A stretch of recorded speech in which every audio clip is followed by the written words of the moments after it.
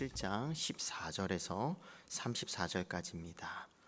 레위기 27장 14절에서 34절까지 말씀입니다.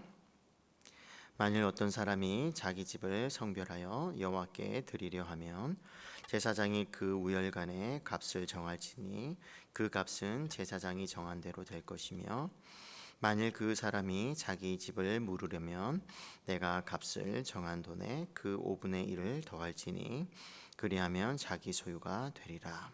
만일 어떤 사람이 자기 기업된 밭 얼마를 성별하여 여호와께 드리려 하면 마지기 수대로 내가 값을 정하되 보리 한 호멜 지기에는 은 50세겔로 계산할지며, 만일 그가 그 밭을 희년부터 성별하여 드렸으면 그 값을 내가 정한 대로 할 것이요, 만일 그 밭을 희년 후에 성별하여 드렸으면 제사장이 다음 희년까지 남은 연수를 따라 그 값을 계산하고 정한 값에서 그 값에 상당하게 감할 것이며, 만일 밭을 성별하여 드린 자가 그것을 물으려면 내가 값을 정한 돈에 그 5분의 1을 더할지니 그리하면 그것이 자기 소유가 될 것이요, 만일 그가 그 밭을 무르지 아니하려거니와 타인에게 팔았으면 다시는 무르지 못하고 희년이 되어서 그 밭이 돌아오게 될 때에는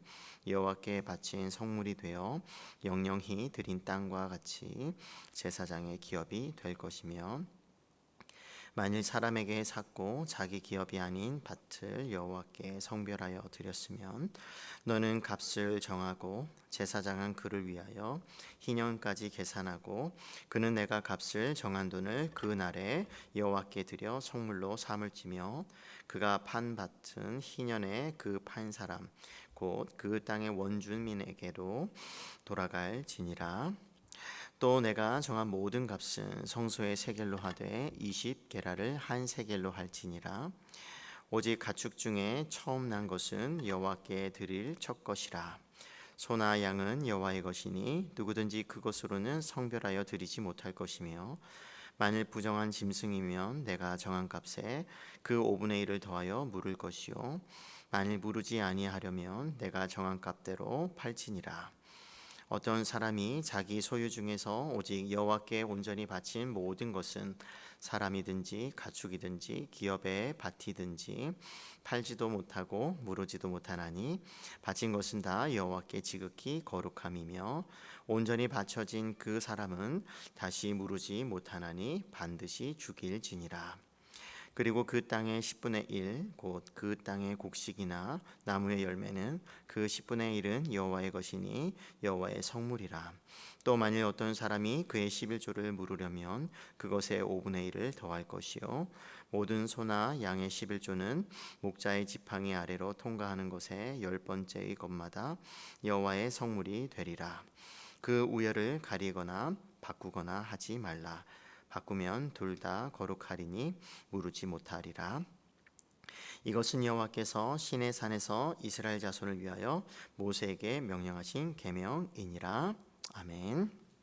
오늘 말씀에 보게 되면 레위기의 결론이라고 할 수가 있습니다. 레위기의 마지막 부분이 기록이 되어 있는데요, 레위기가 처음 시작할 때 제사법으로 시작을 하였고, 또 오늘 말씀해 보니까 하나님께 또 특별히 성별하여 드리는 제물과 관련해서 마치고 있는 것을 볼 수가 있습니다. 제사법과 제물, 이것은 어찌 보면 잘 어울린다고 할 수가 있는데요, 이 제물에 관한 이 말씀을 가만히 살펴보게 되면 하나님께서 우리를 얼마나 배려하시는가, 그 배려하심을 우리가 좀 볼 수가 있습니다. 지금까지 레위기는 이스라엘 사람들이 의무적으로 드려야만 하는 그런 종류의 그런 제사들에 대해서 대부분 언급을 하였습니다. 반면에 오늘 27장의 말씀을 보게 되면 그런 의무감이 아니라 자원하고 서원해서 드리는 예물에 관한 그런 법을 초점을 맞추어서 우리에게 전해주고 있습니다.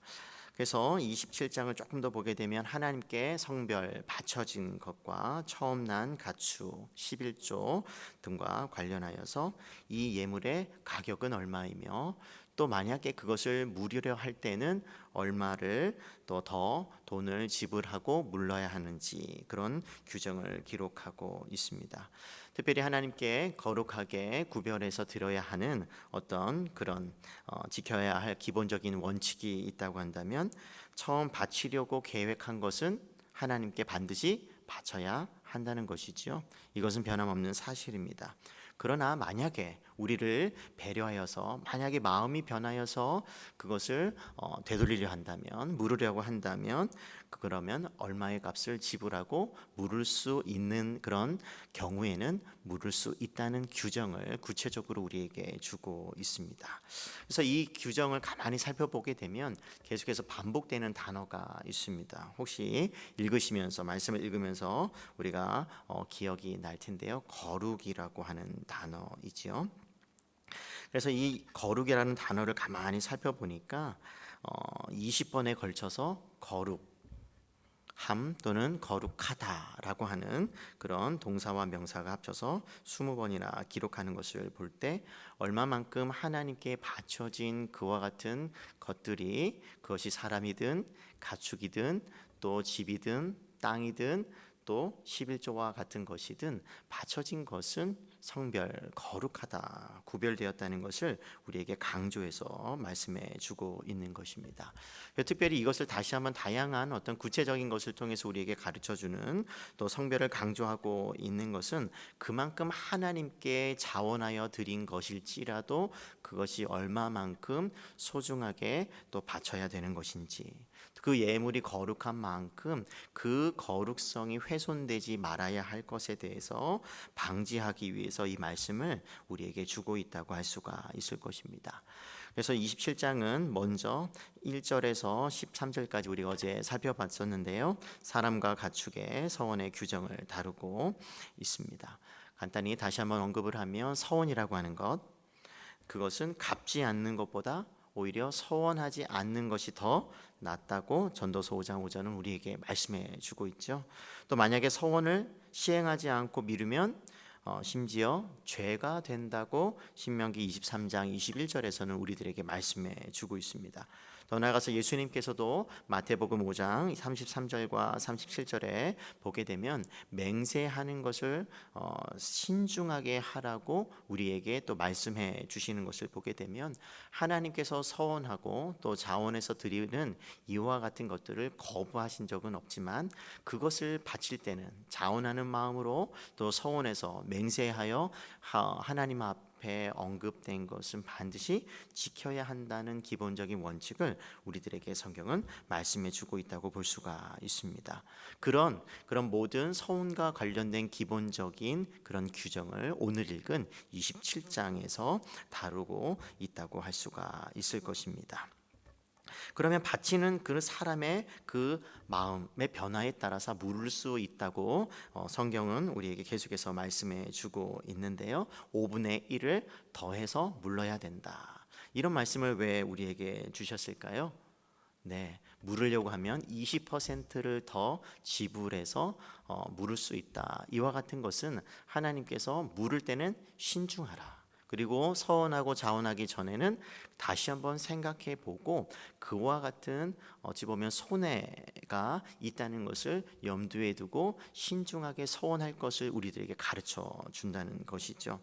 어찌 보면 하나님께서는 뭔가 하나님 앞에 이것을 바치겠습니다라고 했을 때 그 사람들의 마음이 변화될 수 있다는 것을 하나님께서는 염두하시고, 오히려 인간의 그 어찌 보면 연약함, 때로는 나약함, 그것을 아시고서는 배려하시는 그런 말씀으로 물을 수 있는 규정, 가능한 범위 내에서 우리에게 말씀해 주고 있다고 할 수가 있을 것입니다. 그래서 하나님께 바쳐진 것은 성별, 이미 구별된 것이기 때문에 그 자체로서 거룩하다라고 성경은 우리에게 말씀해 주고 있습니다. 그럼 물으게 되면 다시 일반적인 것이 되죠. 보통의 것이 된다는 것입니다. 그래서 보통의 것이 됐다가 거룩하게 됐다가 성별하게 됐다가 다시 보통 일반적인 것이 되는 이런 것들이 무분별하게 일어나지 않도록 27장에서는 레위기를 마무리하면서 우리에게 가르쳐주고 또 신중할 것을 하나님 앞에 특별히 드릴 때는 신중할 것을 우리에게 말씀해주고 있고 또 강조해주고 있다고 우리가 말할 수가 있을 것입니다. 이것에 대한 예는 사도행전에 보게 되면 아나니아와 삽비라의 예를 통해서 우리가 잘 알 수가 있죠. 얼마를 드리겠습니다. 하지만 일부를 떼놓고 전체가 아니라 속여서 마치 전체를 드린 것처럼 이렇게 마음의 그 변덕스러움을 우리들에게 바치는 자가 얼마든지 가질 수 있는 그와 같은 유혹 그리고 그런 어떤 죄악된 어떤 모습을 가질 수 있다는 어떤 그런 것을 이미 레위기를 통해서 우리에게 보여주신 말씀이라고 할 수가 있을 것입니다. 그래서 이 27장의 이 규정은 인간의 욕망, 욕심을 잘 아시는 하나님의 그 의도가 담겨 있다고 할 수가 있을 것입니다. 비단 아다니아와 삽비라의 그런 예만이 아니라 얼마든지 이미 왔고 또 지금도 또 앞으로 오는 모든 세계 속에서 얼마든지 하나님의 사람들이 하나님 제가 이렇게 하겠습니다 라고 처음에는 기쁨과 또 자원하는 마음으로 서원하고 또 때로는 맹세하여서 그렇게 약속을 선언을 하지만 우리의 마음이 시간이 지남에 따라서 달라질 수 있다는 것을 우리가 경고의 말씀으로도 오늘 받을 수가 있을 것입니다. 그래서 우리의 마음에 따라서 얼마든지 하나님 앞에 바쳐진 것일지라도 인간의 그 드리는 자의 마음에 따라서 얼마든지 그 행위가 악할 수 있다는 것을, 죄가 될 수 있다는 것을 우리가 기억할 필요가 있는 것이죠. 그래서 하나님 앞에 정말 자원하는 마음으로 바치는 것 정말 중요합니다. 하지만 더 중요한 것은 그 바치는 자의 마음이라고 할 수가 있을 것입니다. 이미 우리가 다윗을 선택하는 그 과정 속에서 하나님께서 사람은 외모를 보지만 하나님께서는 그 마음의 중심을 보신다는 그 하나님의 그런 초점을 우리가 고려해 본다고 한다면, 그래서 하나님께서는 우리가 드리는 예물, 모든 어떤 그런 바치는 성별하여 드리는 어떤 그런 모든 것들 속에서 어찌 보면 우리가 드리는 그것보다 더 우리의 마음을 더 관찰하고 계신다는 것을 우리는 기억할 필요가 있는 것이죠. 둘 다 중요합니다. 바치는 것 중요하고요, 바치는 자의 마음 더 중요하다고 할 수가 있을 것입니다. 하지만 더 큰 문제는 바쳐야 되는 상황 속에서 바치지 못하는 그런 것이죠. 하나님께 바쳐야만 하는데 그러지 못하는 것은 그거는 큰 문제이고 때로는 죄가 될 수 있다는 것을 우리는 또한 기억할 필요가 있을 것입니다. 그래서 어떤 경우에서든지 하나님의 의도를 따라서 바르게 드리는 것이 얼마나 중요한가. 우리는 사무엘상 15장 22절을 통해서 우리 이런 목소리가 있죠. 순종이 제사보다 낫다고 하시는 말씀. 이 말씀을 통해서 제물 그 자체로서는 소중하고 하나님께서 제정한 것이니 구별돼서 드려야 하는 것이 마땅하지만 그 제사를 임하는 자의 태도야말로 더 중요하다는 것을 우리들에게 말씀해 주고 있는 것입니다.